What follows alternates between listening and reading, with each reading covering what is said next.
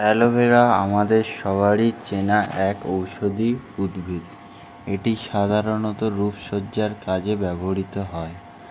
সম্প্রতি ভারতের বুন্ডি কোম্পানির প্রতিষ্ঠাতা নবীন সুমন ও মনীষা ভার্মার এর উদ্যোগে অ্যালোভেরা থেকে ব্যাটারি তৈরি হয়েছে।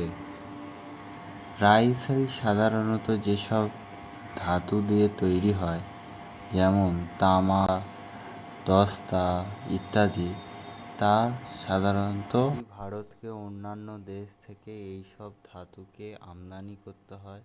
কাজেই ব্যাটারি শিল্পে ভারতের তেমন লাভ হয় না। এছাড়াও মানুষ ব্যাটারি তৈরি ও ব্যবহার করে ফেলে দেওয়ার জন্য প্রচুর পরিবেশ দূষণ করে থাকে।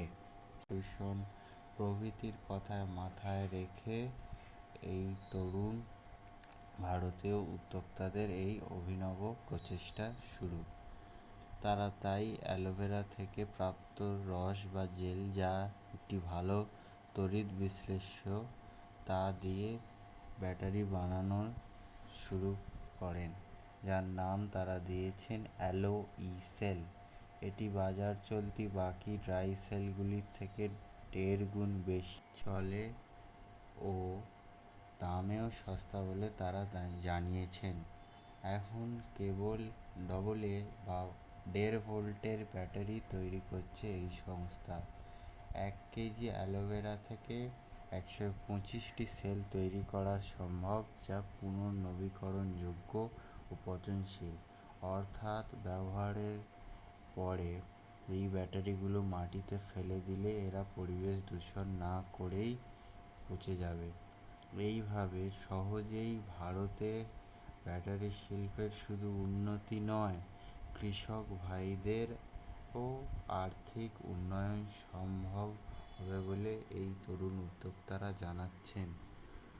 এছাড়া তারা বাজার চলতি অন্যান্য ফেলে দেওয়া ড্রাই সেলগুলি থেকে খনিজ পদার্থ সংগ্রহ করছেন, যেগুলি কৃষিকাজে ব্যবহৃত হতে পারে সার হিসেবে। তারা তাদের এই অভিনব ব্যাটারির জন্য নীতি আয়োগ দ্বারা আয়োজিত স্টার্ট আপ ইন্ডিয়া কম্পিটিশন